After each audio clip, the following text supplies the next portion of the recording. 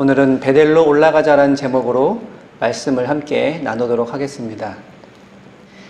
때로 우리는 갑자기 큰 어려움에 빠지게 됐을 때 어디로 가야 할지 또 무엇을 해야 할지 알 수 없는 경우가 많이 있습니다. 그럴 때 누군가 옆에서 어디로 가라고 혹은 무엇을 하라고 말해주면 좋겠지만 옆에 있는 사람들도 뾰족한 수가 없는 경우가 더 많이 있습니다. 오늘 우리가 읽은 본문을 보면 야곱이 큰 어려움에 빠져 있을 때 하나님께서 찾아오셔서 어디로 가야 할지 그리고 무엇을 해야 할지 분명히 말씀해 주고 계십니다. 하나님께서는 야곱에게 베델로 올라가서 하나님께 제단을 쌓으라고 말씀하십니다. 어쩔 줄 몰라 하던 야곱은 하나님 말씀대로 하는 것이 가장 좋은 길이라는 것을 깨닫고 그대로 순종하며 실행하는 것을 볼 수 있습니다. 야곱에게는 과연 어떤 큰일이 있었던 것일까? 그리고 베델로 올라가서 제단을 쌓으라는 하나님 말씀대로 하는 것이 과연 그 큰 일을 해결하는 데 효과적인 것인지 오늘 말씀을 통해서 함께 살펴보도록 하겠습니다. 먼저 야곱에게 닥친 그 큰 일이 무엇인지 바로 앞에 나오는 창세기 34장의 말씀을 통해서 살펴보도록 하겠습니다. 야곱은 외삼촌 라반의 집에서 돌아와서 세겜이라고 하는 성읍에 정착을 하게 됩니다. 세겜은 아브라함이 가나안 땅에 들어와서 처음 단을 쌓았던 곳입니다. 현재 그 성읍의 지도자는 하몰이라는 사람이었고 그에게는 세겜이라고 하는 젊은 아들이 하나 있었습니다. 그런데 그 세겜이라고 하는 족장의 아들이 세겜 성읍의 나들이를 나왔던 야곱의 딸을 보고 마음에 들어서 그만 성폭행하는 일이 일어나게 됩니다. 이 일을 두고 칼빈은 결혼도 안 한 처녀의 몸으로 아버지의 집을 떠난 것부터가 잘못이었고 야곱도 딸을 잘 간수하지 못한 책임이 있다 이렇게 해석을 하였습니다. 많은 주석가들이 그러한 견해를 따라서 디나를 탓하곤 했습니다. 이는 전형적으로 자신들의 윤리적인 기준을 성경 해석에 갖다 붙인 남성 중심적이고 비성경적인 해석이라고 할 수 있습니다. 이보다 더 편협하고 한심한 해석도 있습니다.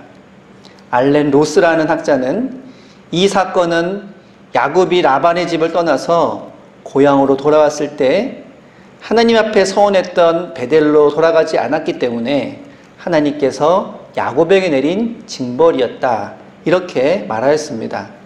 보수적인 많은 학자들과 설교가들은 그러한 입장에 서서 창세기 34장의 사건을 하나님의 징벌로 해석하곤 하였습니다. 물론 디나의 경솔함을 탓하는 것도 빼놓지 않고 말입니다. 하지만 이것은 하나님께서 야곱이 말을 듣지 않는다고 해서 그의 딸인 디나가 성폭행 당하게 하셨다는 주장과 다를 바가 없습니다. 본문이 과연 그러한 주장을 하고 있습니까? 성경을 기록한 이들은 종종 자신들의 의견이나 평가를 덧붙이기를 주저하지 않고 있습니다. 그러나 창세기 34장 어디에서도 디나에 대해서 윤리적으로 탓한다든지 그 모든 일이 야곱에 대한 하나님의 징벌이었다고 말하고 있지는 않습니다.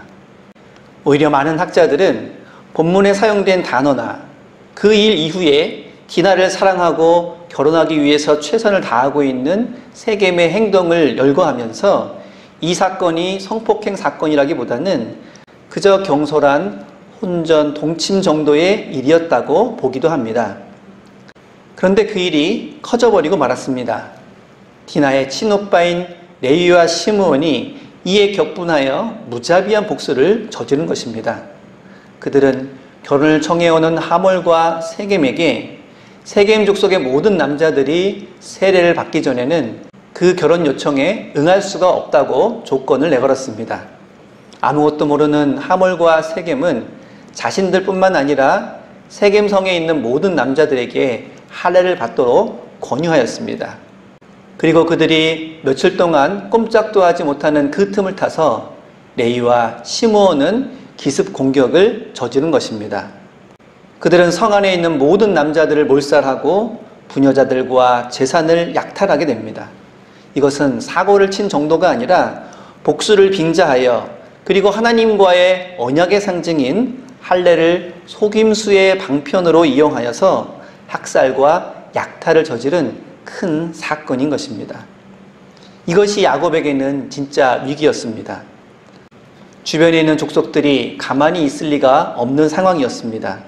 그들이 합세해서 만약 야곱을 치러 오게 되면 야곱의 가족은 꼼짝없이 몰살당할 수밖에 없는 그러한 상황이었던 것입니다. 야곱은 이러지도 못하고 저러지도 못하는 그런 상황이었습니다. 사방이 가나안 땅인데 어디로 가야 할지 알지 못했고 이 일을 수습하기 위해서 무슨 일을 해야 할지도 알 수가 없었습니다. 가족 모두가 죽임당할 위기 앞에서 야곱은 어떻게 해야 할지 알지 못하고 두려움에 떨 수밖에 없었습니다. 그때 하나님께서 찾아오셔서 말씀하십니다. 베델로 올라가라. 그리고 하나님께 제단을 쌓으라고 말입니다. 그런데 이 말씀이 도대체 무슨 해결책이 되는지 아직은 알 수 없습니다. 가나안 족속이 연합을 해서 야곱을 치러 몰려오게 되면 모두가 죽임을 당할 텐데 베델로 올라가면 안전이 확보된다는 말인지, 또 수많은 군사들이 몰려올 텐데 어디에 숨거나 효과적인 대비책을 마련하는 것도 아니고 뜬금없이 제단을 쌓고 제사를 드리는 것이 무슨 의미가 있는 것인지 알 수 없기 때문입니다. 하지만 야곱은 일단 어디로 가야 할지 무엇을 해야 할지 알지 못하는 상황에서 하나님의 말씀대로 베델로 올라가기로 그리고 제단을 쌓기로 결단합니다. 하나님의 말씀에 전적인 순종으로 응답한 것입니다. 야곱의 이러한 순종은 하나님의 말씀을 듣고 그동안 잊고 있었던 베델 언약을 다시 떠올렸기 때문입니다. 하나님은 야곱에게 이렇게 말씀하셨습니다. 내가 내 형 에서의 낯을 피하여 도망하던 때에 내게 나타났던 하나님께 거기서 제단을 쌓아라. 야곱은 이 말씀을 가족들에게 전합니다. 우리가 일어나 베델로 올라가자. 내 환난 날에 내게 응답하시며 내가 가는 길에서 나와 함께 하신 하나님께 내가 거기서 제단을 쌓으리 하노라. 야곱이 다시 깨닫게 된 베델 언약은 바로 환난 날에 응답하시고 함께 하시는 하나님에 대한 언약이었습니다. 이것이 그 옛날 에서를 피해 도망가는 길에 돌베개를 베고 자다가 만난 하나님께서 해주신 언약이었습니다. 큰 위기의 순간에 야곱이 베델 언약을 통해 깨달은 것은 그가 겪는 환난과 위기를 해결해 주실 분은 하나님 한 분뿐이라는 것입니다. 지금 야곱에게 닥친 위기는 도저히 야곱이 해결할 수 없는 문제였기 때문입니다. 하지만 하나님께서는 야곱에게 베델 언약을 상기시켜 주시면서 이제 하나님의 방법으로 그 일을 해결해 주시겠다고 하시는 것입니다. 5절에 보면 야곱이 가장 크게 걱정하고 두려워했던 위기가 해결되었음을 볼 수 있습니다. 그들이 떠났으나 하나님이 그 사면 거울들로 크게 두려워하게 하셨으므로 야곱의 아들들을 추격하는 자가 없었더라. 우리는 어떻게 그런 일이 가능했는지 알 수 없습니다. 그리고 레위와 시므온이 저질렀던 일에 대한 책임을 어떻게 묻고 있는지도 여기에는 언급되어 있지 않습니다. 하지만 분명한 것은 야곱이 감당할 수도 해결할 수도 없는 그 일을 하나님께서 하나님의 방법으로 해결해 주시고 그 길을 인도해 주신다는 것입니다. 성경에는 그와 같은 이야기들이 가득 차 있습니다. 뿐만 아니라 많은 신앙인들의 삶 속에서도 그러한 간증은 차고 넘칠 것입니다. 레위와 시므온에 관한 처리도 하나님께서는 하나님의 방법으로 그 후의 역사를 통해서 이루어가는 것을 우리는 알 수 있습니다. 그러나 여기에서 야곱에게는 야곱이 해야 할 일들이 있었습니다. 베델로 올라가자는 말은 말 그대로 하나님의 집에 올라가자는 말입니다. 이는 곧 예배를 드리러 올라가는 것을 의미합니다. 예배를 드리러 올라가는 자가 해야 할 일이 무엇입니까? 2절에서 야곱은 자신의 식솔들에게 베델로 올라가기 전에 해야 할 일에 대해서 이렇게 말하고 있습니다. 너희 중에 이방 신상들을 버리고 자신을 정결하게 하고 너희의 의복을 바꾸어 입으라. 모든 식솔들은 야곱의 말대로 그들이 가지고 있었던 이방 신상과 귀고리를 야곱에게 주었고, 야곱은 그 모든 것을 나무 아래 묶고는 그곳을 떠나 베델로 올라가게 되었습니다. 그런데 우리는 여기에 나온 동사들을 눈여겨볼 필요가 있습니다. 바로 버리라, 정결하게 하라, 그리고 바꾸어 입으라 라는 말입니다. 이방 신상을 버리라는 것은 우상을 버리라는 것이며 세상에 속한 것을 버리라는 것입니다. 하나님을 믿는 야곱의 가족이었지만 그동안 그 안에 얼마나 많은 이방 신상들이 있었는지 모릅니다. 이방 신상이 무엇입니까? 풍요와 다산, 건강을 바라는 마음을 기대기 위해 만들어 놓은 형상입니다. 사람들이기에 그런 것들을 바랄 수는 있습니다. 문제는 인간의 생사화복을 주관하시는 하나님께 바라는 것이 아니라 나무나 돌로 만든 형상, 곧 하나님이 아닌 것에 대해서 마치 하나님인 것처럼 숭배하고 섬기고 있다는 것입니다. 오늘날에도 많은 사람들이 돈과 권력과 명예를 추구하면서 머리를 숙이고 있는 대상은 바로 이방 신상과도 같다고 할 수 있습니다. 야곱은 이제 그 모든 것을 상수리 나무 아래 묻고 베델로 올라가게 됩니다. 하나님을 예배하러 가면서 하나님이 아닌 예배의 대상을 가지고 갈 수 없었기 때문입니다. 두 번째로 정결하게 하라는 말은 몸보다는 마음과 생활 방식을 하나님께 합당하게 하라는 것입니다. 본문에서는 이렇게 묻고 있습니다. 다나가 겪은 일이 부정한 것인가? 아니면 레위와 시므온이 저지른 일들이 더 부정한 것인가? 하고 말입니다. 그리고 이렇게 질책합니다. 너희들은 이방인들이 저지른 일로 인해서 너희가 더럽혀졌다고 분개하지만 오히려 너희들이 저지른 일로 인해서 하나님의 이름이 더 더럽혀진 것이 아니냐고 말입니다. 우리는 종종 교회를 다니면서도 하나님의 말씀에 합당하지 않은 비윤리적이고 이중인격적인 삶을 살아가는 모습을 보곤 합니다.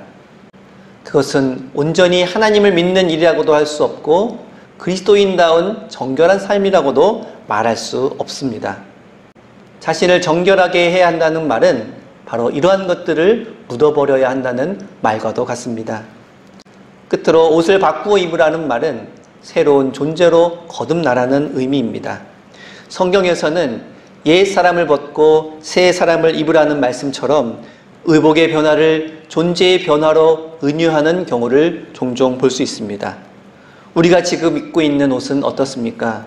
여전히 욕심과 탐욕의 옷을 입고 미움과 다툼의 옷을 입고 때로는 무관심과 이기심의 옷을 입고 있지는 않습니까? 이 또한 묻어버려야 할 낡은 옷이 아닐 수가 없습니다. 그런데 그리스도인들은 이미 세례를 통해서 버리고 정결하게 하고 새 옷을 입는 결단과 고백을 경험한 이들입니다.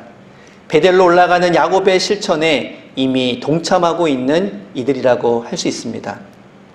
하지만 우리는 여전히 베델로 올라가겠다고 다짐은 하면서도 야곱의 실천에는 동참하지 못하는 경우가 많이 있습니다. 이 시간 버리고 정결하게 하고 새 옷을 입는 야곱의 실천에 동참함으로 인하여서 참된 그리스도인의 삶을 살아가는 저와 여러분들이 되실 수 있기를 바랍니다. 특별히 코로나 시대를 맞이하면서 우리의 신앙의 본질과 교회의 본질에 대해서 더욱 고민하는 시기를 우리는 맞이하고 있습니다. 이러한 고민 속에서 오늘 야곱의 실천을 통하여 버리고 정결하게 하고 새 옷을 입고 베델로 올라가는 우리 모두가 될 수 있기를 바랍니다. 그곳에서 우리의 하나님이 우리와 함께 하실 줄을 믿습니다. 기도하겠습니다.